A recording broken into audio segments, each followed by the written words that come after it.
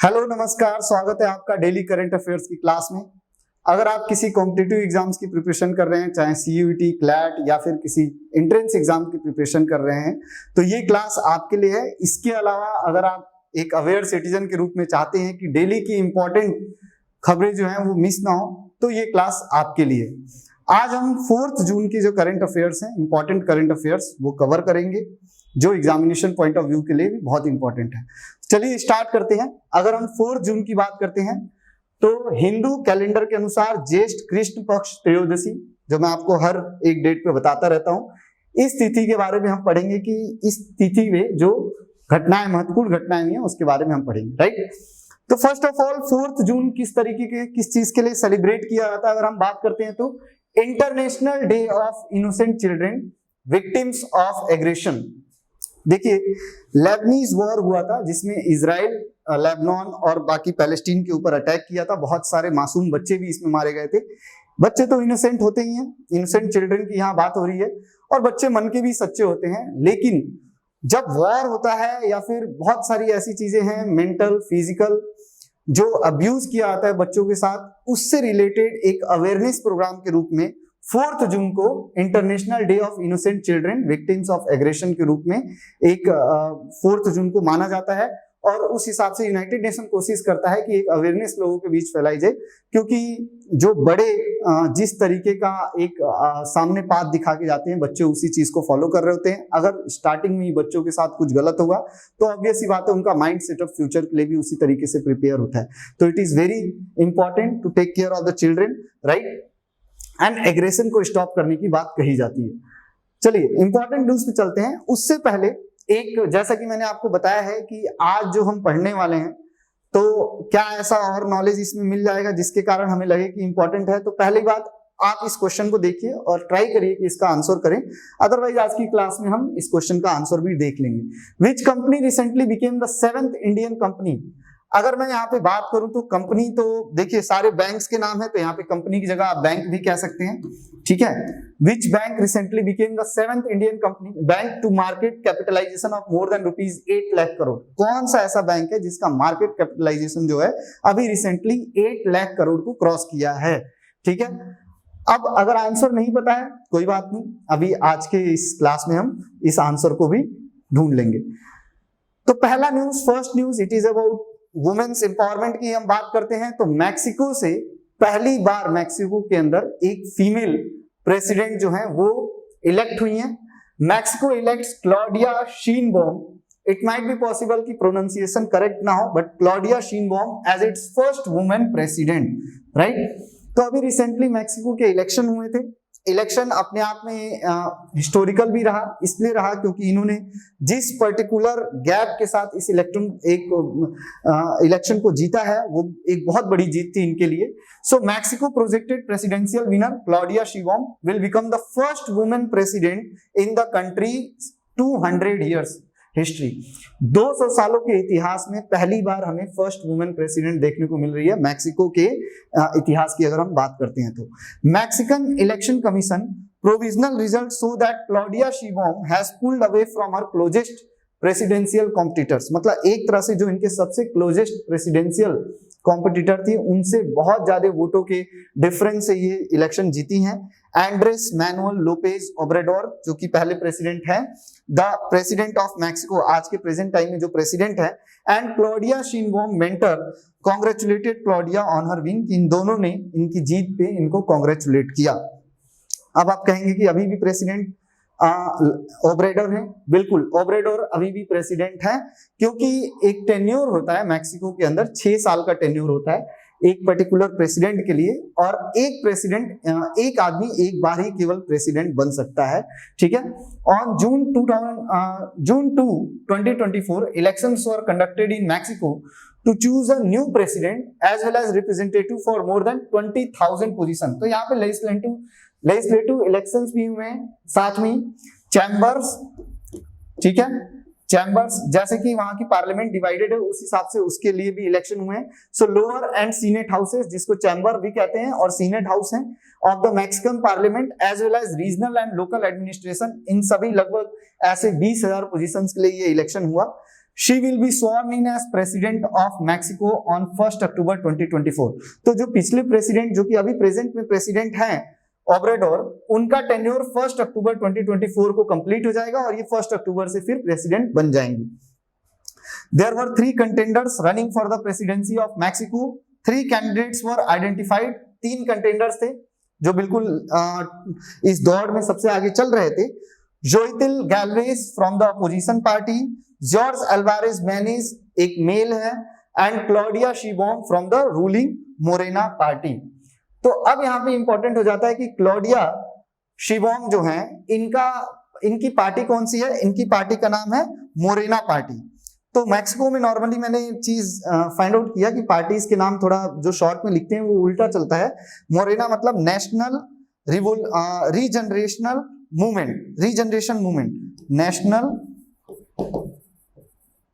Regeneration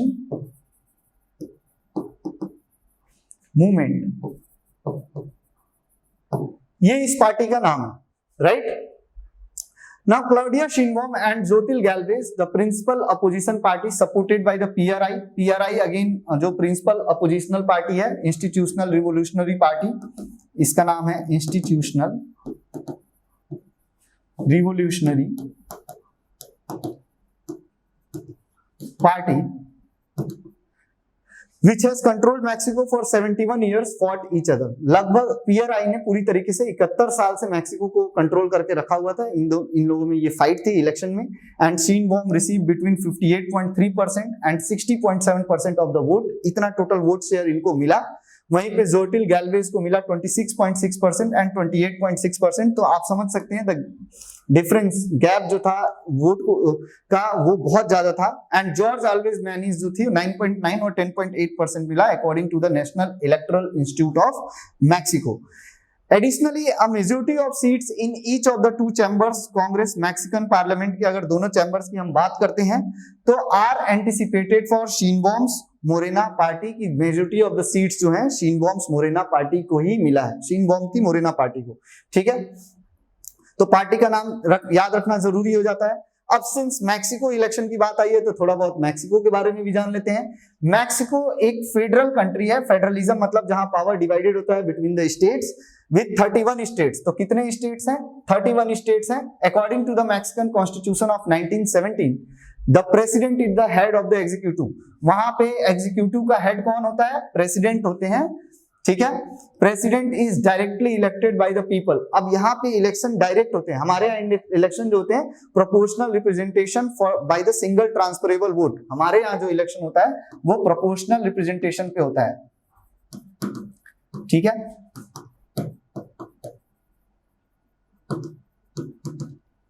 by single transferable vote. लेकिन यहाँ पे जो इलेक्शन होता है ये डायरेक्ट इलेक्शन है, जहां पे खुद लोग जो हैं वो डायरेक्टली इलेक्ट करते हैं प्रेसिडेंट को।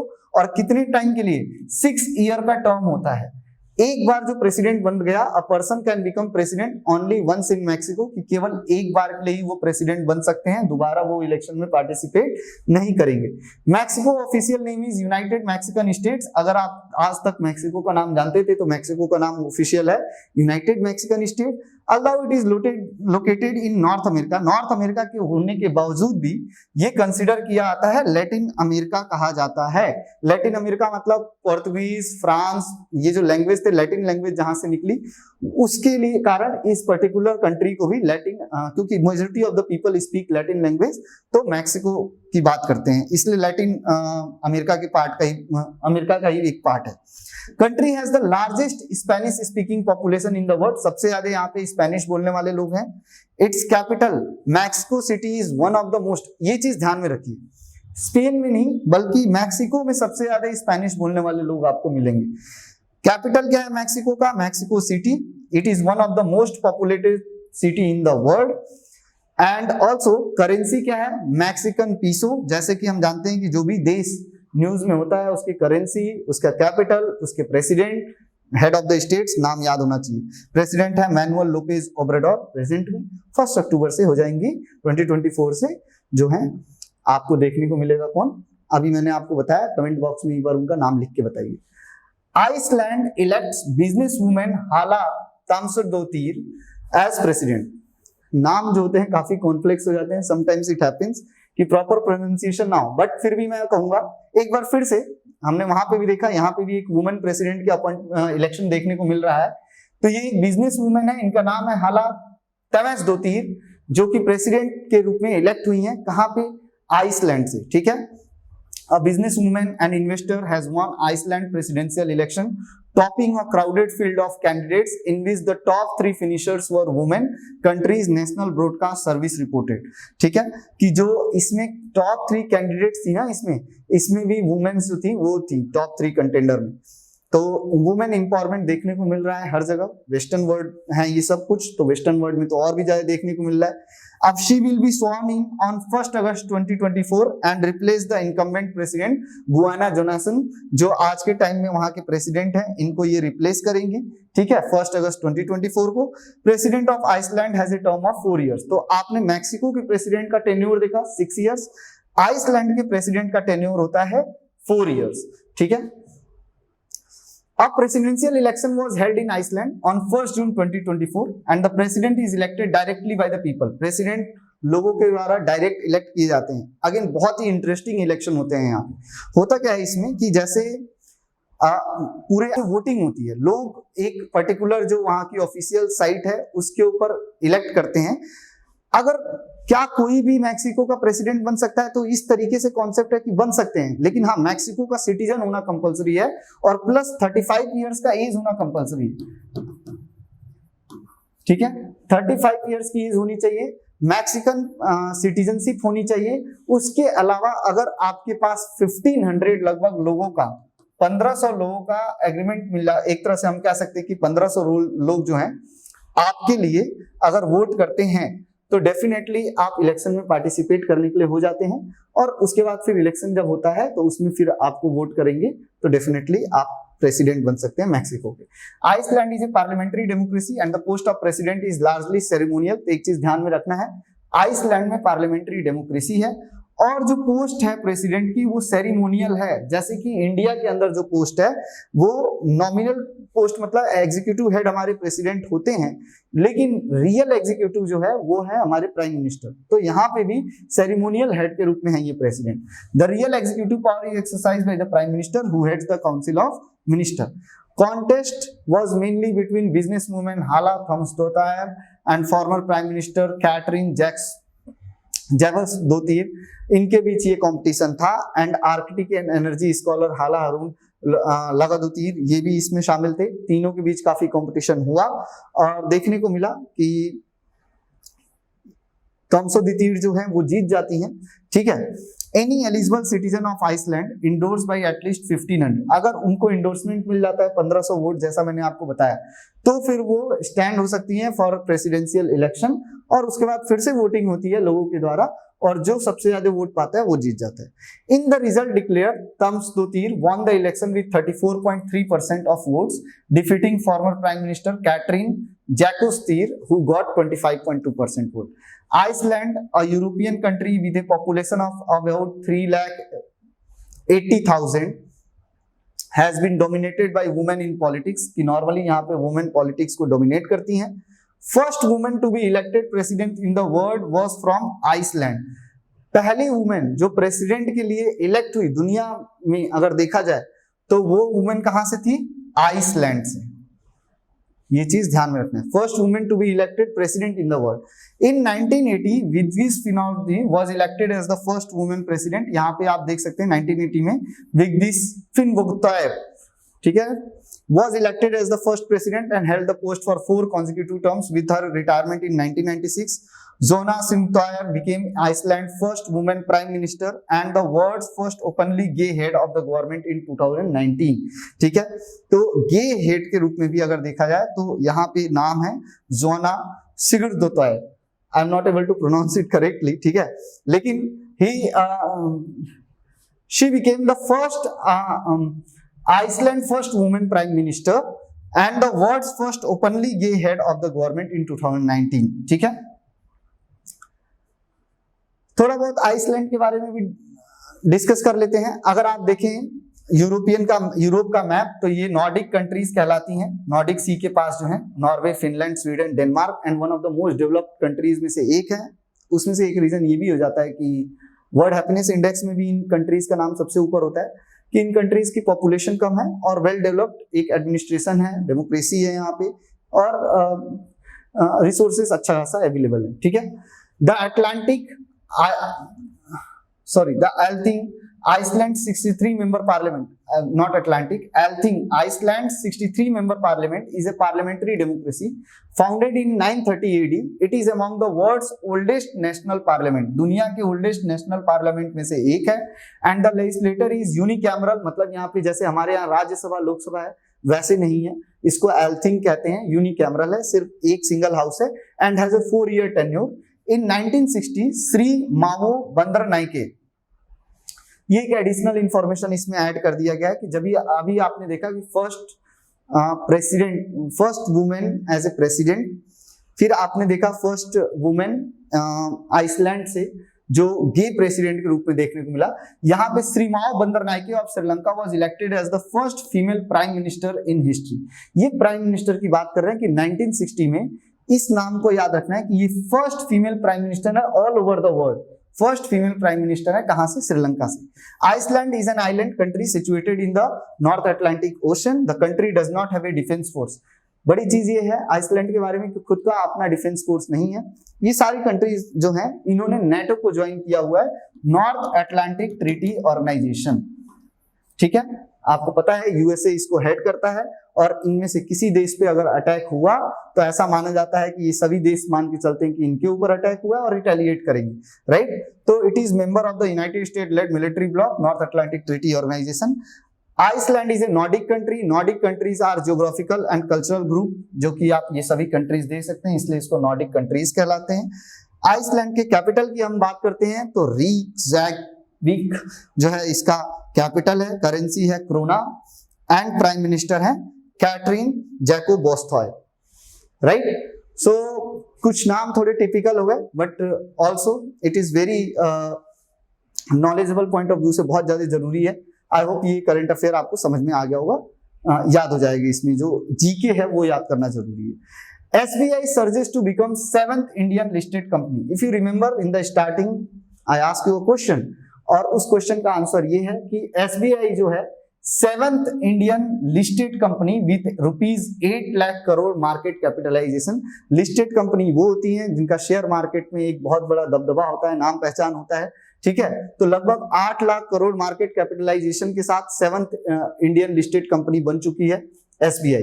State Bank of India, country's biggest commercial bank, has achieved market capitalisation of ₹8 lakh crore, marking it the 8th listed corporation, sorry 7th नहीं 8th listed corporation in India on June 3, 2024। State Bank of India इसके shares जो थे वो कहां पहुंच गए? New high of ₹899.55 on the BSE Bombay stock exchange में share की वैल्यू पहुंच गई 899.55 and that's why it becomes the 8th listed company in India, right, जिसका लगभग जो मार्केट कैपिटलाइजेशन है that is more than 8 lakh crore. So in reaching this milestone, SBI joined the rank of, अब इनसे पहले जो कंपनीज हैं जो लिस्टेड कंपनीज के लिस्ट में हैं और 8 लाख करोड़ के इस मार्केट कैपिटलाइजेशन को क्रॉस कर चुकी हैं, Reliance Industries, Tata Consultancy, TCS, HDFC bank, Bharti Airtel, Infosys and ICICI। The biggest and the most lucrative bank in India is SBI। We all know, ज्यादातर जो लोग ये वीडियो देख रहे होंगे, most of them having their account in the SBI bank which is owned by the government। SBI is the Indian bank with the most branches and ATMs। सबसे ज्यादा किसी बैंक की ब्रांच और ATM है तो वो SBI के हैं। Among Indian banks it has also the most overseas branches and offices। India के अलावा इंडियन बैंक्स में जो सबसे ज्यादा किसी की ओवरसीज ब्रांचेस हैं तो वो भी SBI की हैं। Entire number of free floating equity shares of a listed firm multiplied by the average market price of each share। ये बताया जा रहा है कि मार्केट कैप क्या होता है, कैपिटलाइजेशन क्या होता है, उसकी एक डिफिनीशन दी हुई है कि जितना entire number of free floating equity shares of a listed firm multiplied by the average market price of each share at the moment. This will give you the value of market capitalization of a company. The term free floating share का मतलब क्या है? It refers to an equity share of a business that is owned by the general public. मतलब लोग generally जो लोग purchase करते हैं, एक शेयर की जो वैल्यू होती है, जो 899 पॉइंट मैंने बताया, उसको मार्केट फ्री फ्लोटिंग शेयर कहा जाता है, ठीक है। उसकी कैलकुलेट करके हम मार्केट कैपिटलाइजेशन की वैल्यू निकाल सकते हैं। Freely exchange on stock exchange where the business is listed. A company that is listed on a reputable stock market is known as a listed company. एक कंपनी बीएसई जैसे Bombay stock exchange है, इस तरह अलग अलग स्टॉक एक्सचेंज है, national stock exchange is there, तो उनमें जो एक कंपनी जिसका एक लिस्टेड लिस्ट में अगर आ जाए, रेप्यूटेड स्टॉक मार्केट है, तो लिस्टेड कंपनीज की लिस्ट में आती है, ठीक है।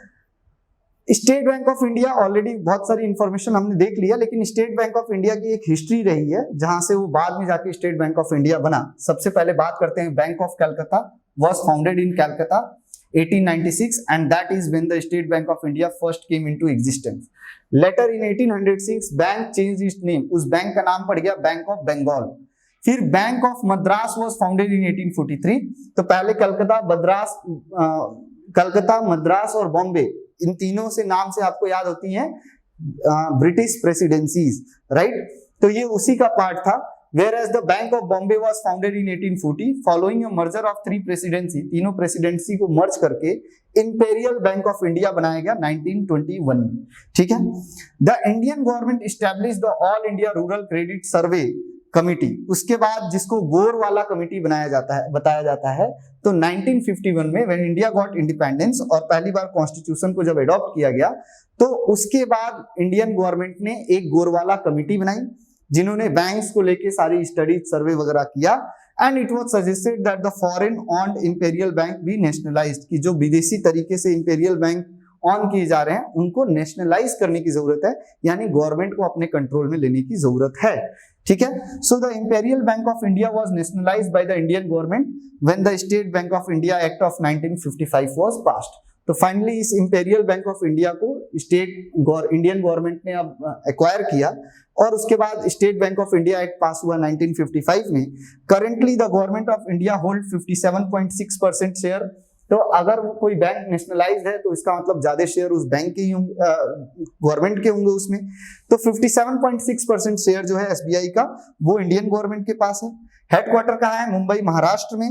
और इस समय एसबीआई के चेयरमैन है दिनेश कुमार खारा।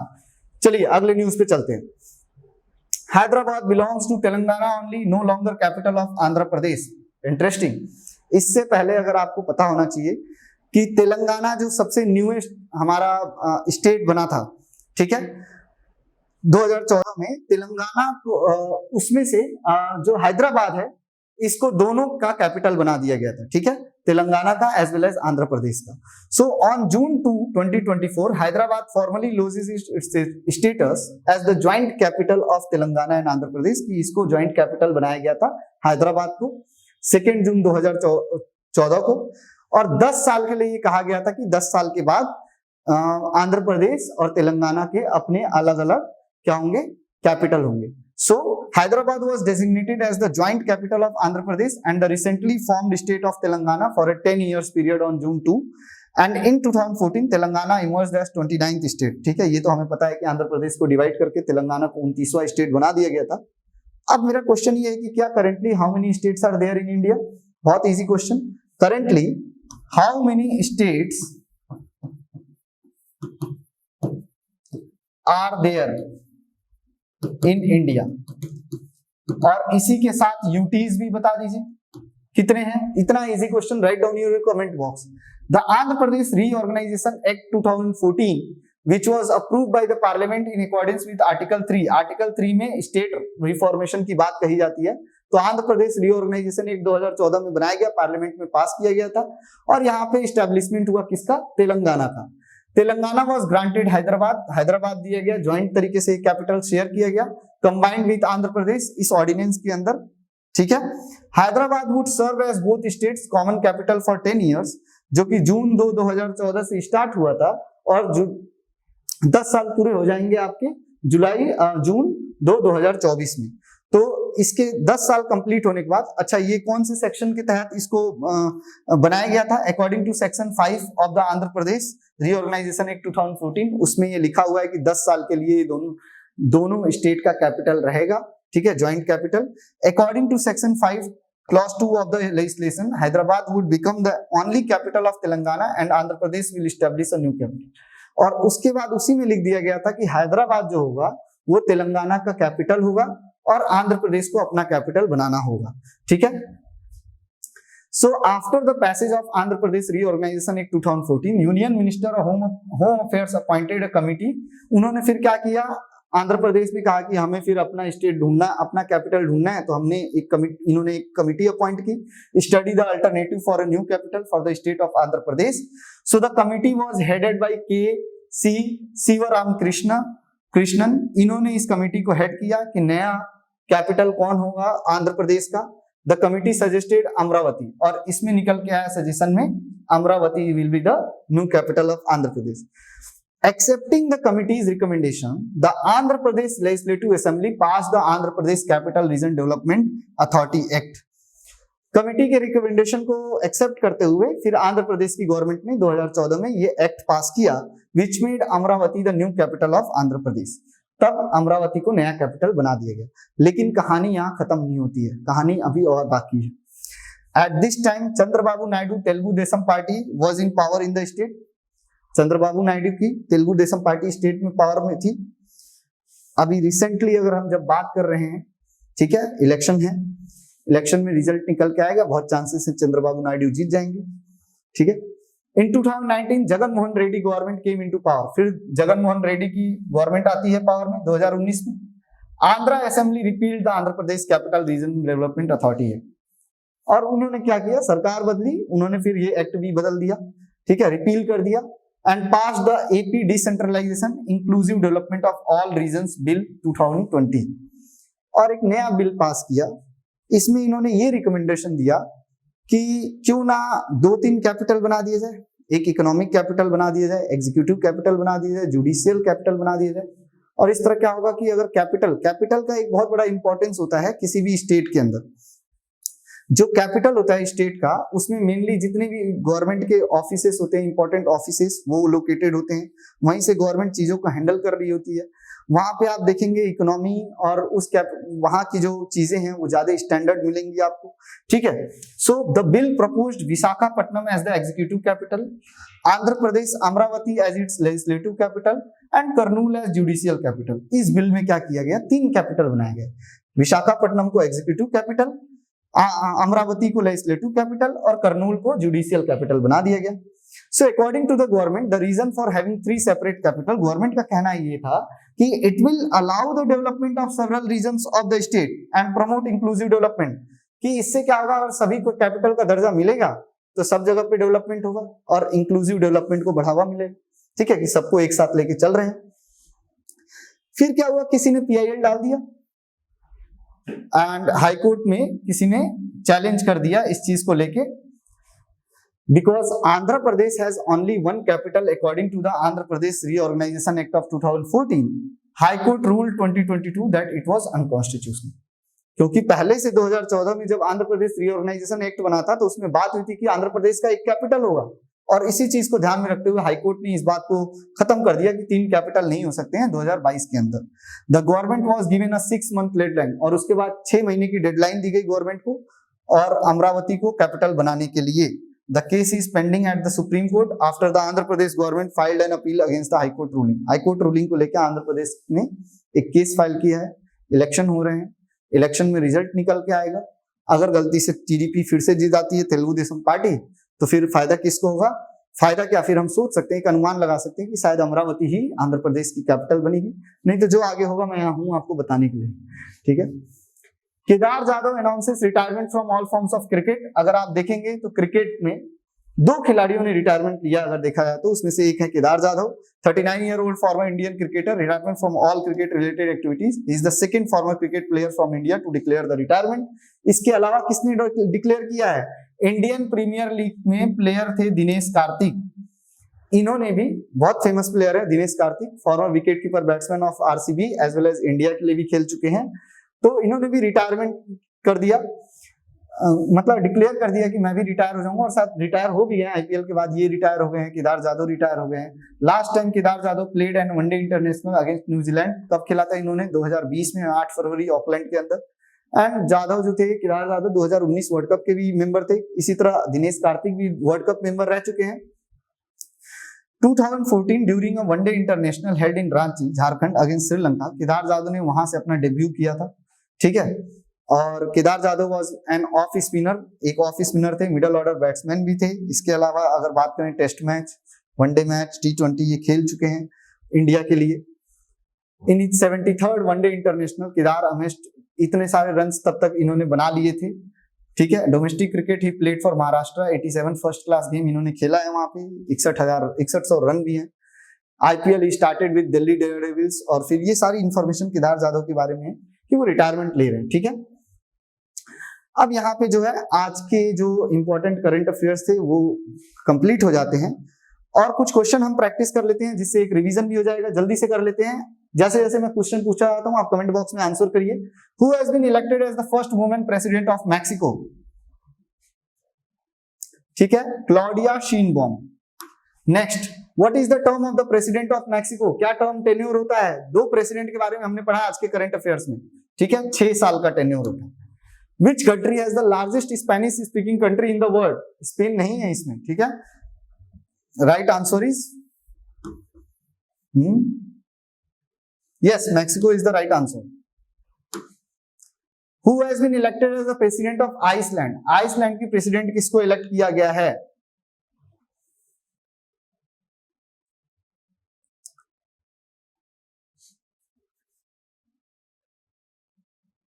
Just a second.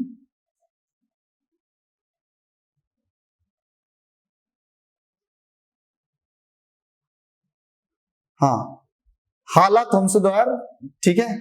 थोड़ा सा नाम में डाउट हो जाता है कभी कभी। ओके, जस्ट अ सेकेंड, ठीक है। राइट आंसर है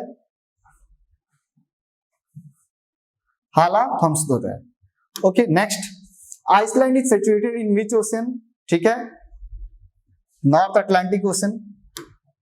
on which date Hyderabad became the sole capital of Telangana? Hyderabad capital बन गया तेलंगाना का 2 जून 2024।